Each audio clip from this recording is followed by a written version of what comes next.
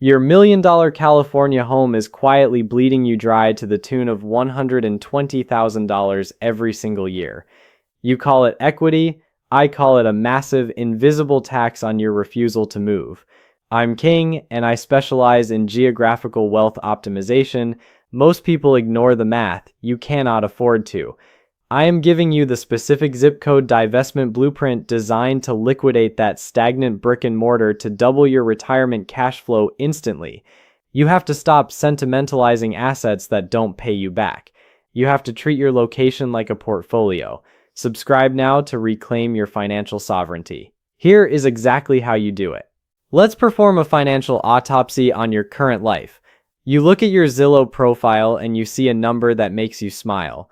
You see appreciation, you see growth, you see wealth, but I need you to understand that this wealth is a total illusion. It is a theoretical ghost. Unless you sell that property and move your capital, that rising home value is actually a liability. It is a silent tax collector. It is an anchor disguised as a trophy. Let's talk about the tax delta. This is the massive yawning gap between where you are and where you could be. In California or New York, the state demands up to 13.3% of your income before you even pay for a single grocery. You are handing over a massive portion of your life's energy for the privilege of standing on their soil. In Texas, Florida, or Tennessee, that number is a flat zero. Think about that. You are giving yourself a 13% raise without asking a boss for a single dime. You are reclaiming months of your life every single year that you currently spend working for a state government that doesn't even know your name. Most people work their entire lives for a 13% raise. You can get it by simply crossing a state line. Then there is the property tax trap. You bought a house for $400,000 years ago. It's now worth $1.2 million. You think you won, but did you? You are now paying taxes, insurance, and maintenance on a $1.2 million asset while your salary hasn't tripled. Your home has outgrown its utility. You are paying premium maintenance and skyrocketing taxes on a house that hasn't changed, while your neighborhood has become a construction zone of luxury condos you can't afford to eat near. You are paying for the ghost of a lifestyle that vanished 10 years ago. Your home has become a predator, slowly eating your monthly disposable income. You are essentially paying a luxury tax to live in your own history. Here is where the math gets brutal. The equity freeze. You have $1 million in equity. You feel secure. But here is the cold truth. That $1 million is a dead asset. It is a battery that provides zero current. You are sitting on a mountain of capital that is doing absolutely nothing for you. Now imagine shifting that capital. You move from San Francisco to Austin. You move from Brooklyn to Miami. You sell that $1.2 million house. You buy a beautiful home for $700,000 in cash, and you take the remaining $500,000 and put it into a blended portfolio targeting 5 to 7% yield. You have just manufactured $35,000 a year in pure passive cash flow.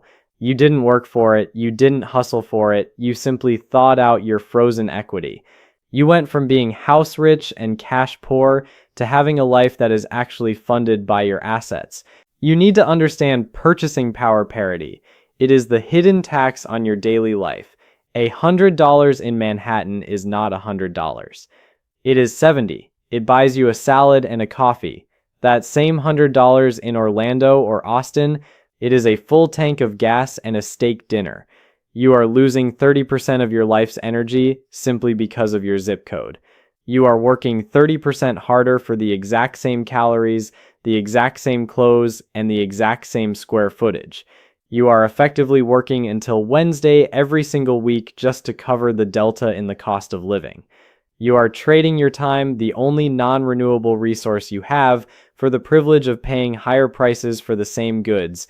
Most people are blinded by the number on the screen. They see their home value rising and they think they are getting rich. They aren't. They are actually experiencing a lifestyle erosion.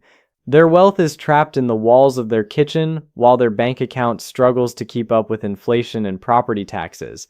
You have to realize that wealth isn't what you own, it's what you can actually use.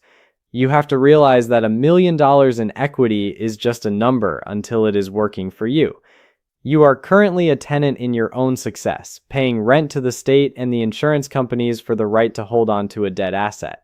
The math doesn't care about your nostalgia. It doesn't care about your favorite coffee shop. It only cares about the delta. And the math says you are leaving millions of dollars on the table over the course of your life because you are afraid to move your chips. You are staying in a game where the house takes a 13% cut of every hand you win. It is time to stop being a spectator of your own wealth and start being the architect of your cash flow. You have the equity, you have the income.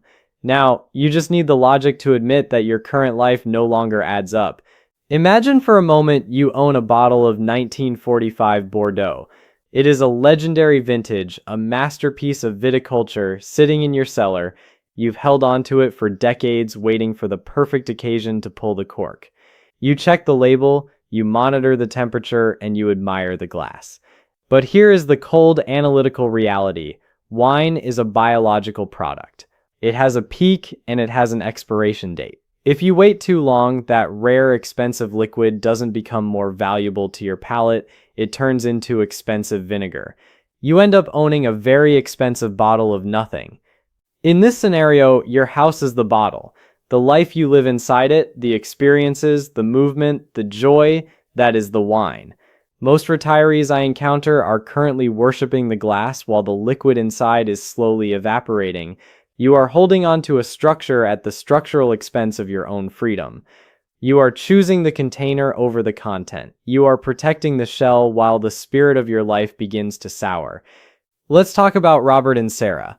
They lived in a leafy, prestigious suburb in New Jersey for over 30 years. They raised 3 children in a sprawling colonial with 5 bedrooms and a 3-car garage. When the kids moved out, Robert and Sarah stayed.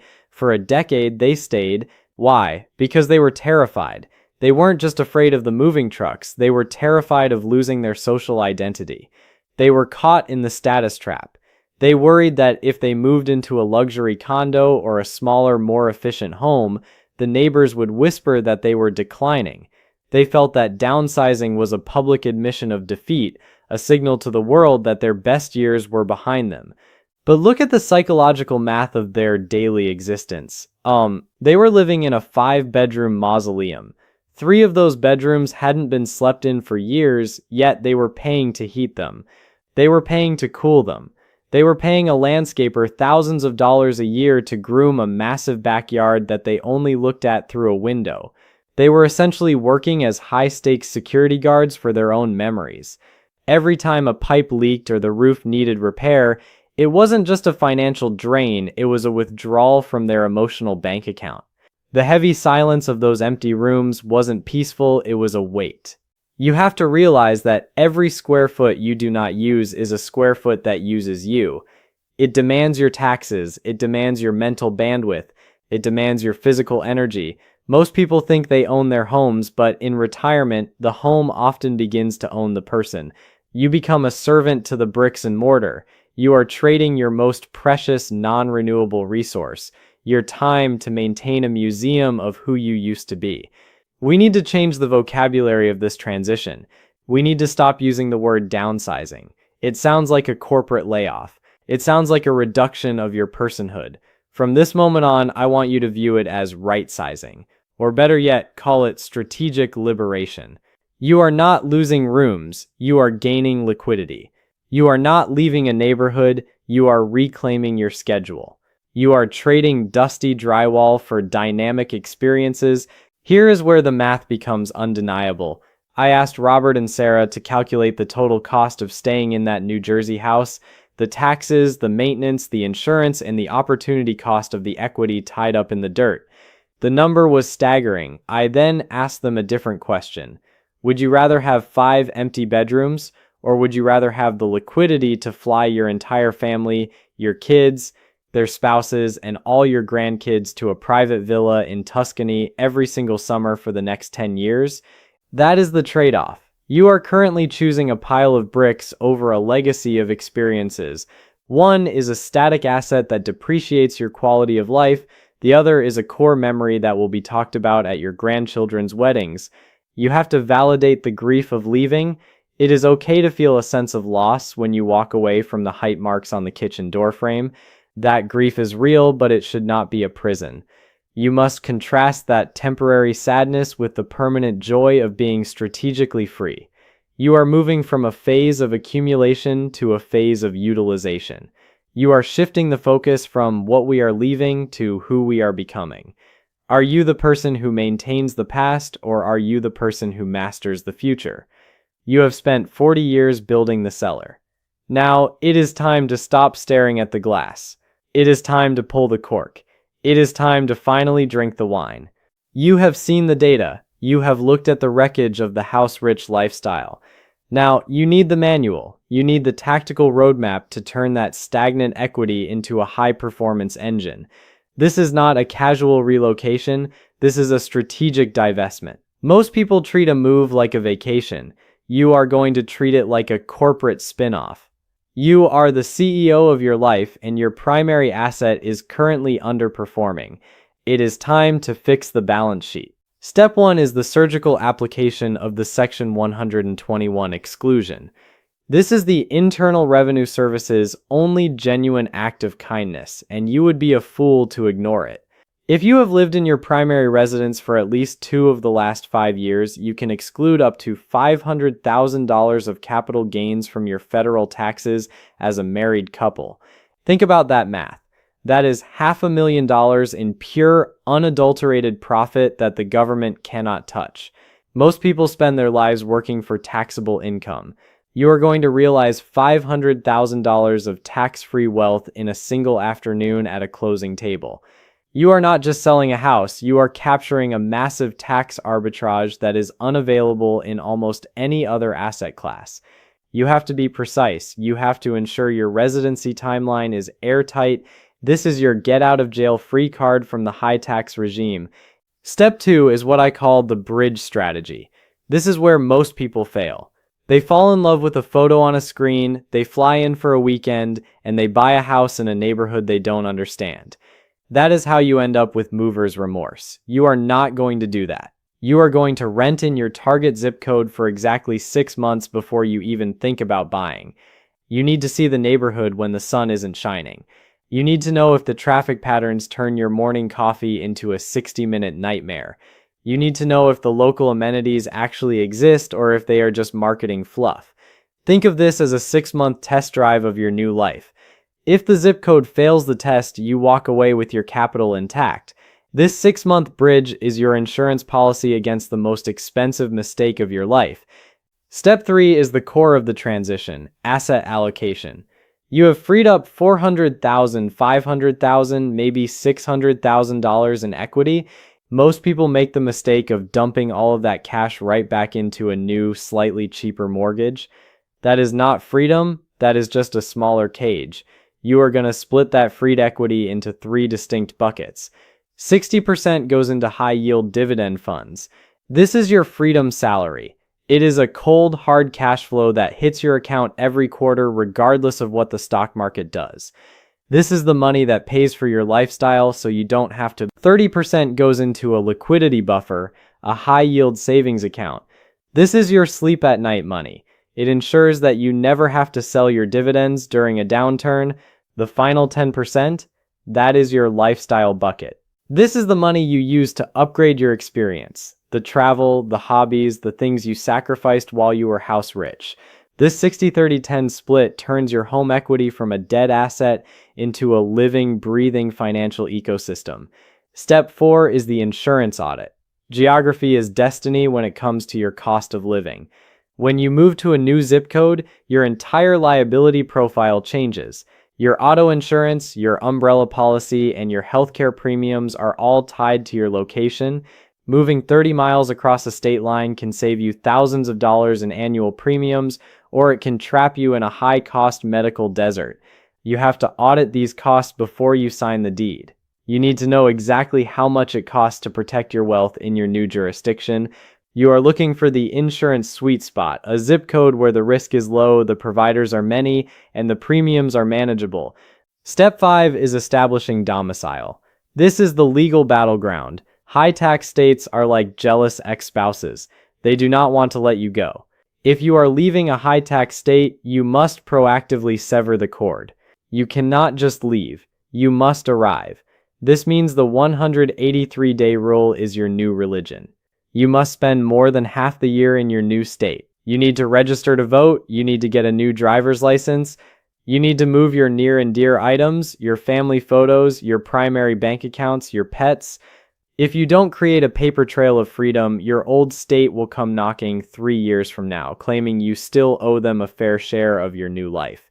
You have to be meticulous. You have to be a ghost to your old tax collector. Now, here is the golden rule of the new neighborhood. Never buy the most expensive house on the block. Most people want the prestige of the biggest lawn and the tallest pillars. That is a trap. You want to be the smallest house in the best neighborhood. You want your neighbor's million-dollar renovations to drive your property value up. If you are the ceiling of the market, you have nowhere to go but down. If you are the floor, the entire neighborhood is working for you. You will use the zip code scorecard to make your final decision. You are looking for the highest tax to amenity ratio. You want the lowest possible property tax with the highest possible access to high-end infrastructure.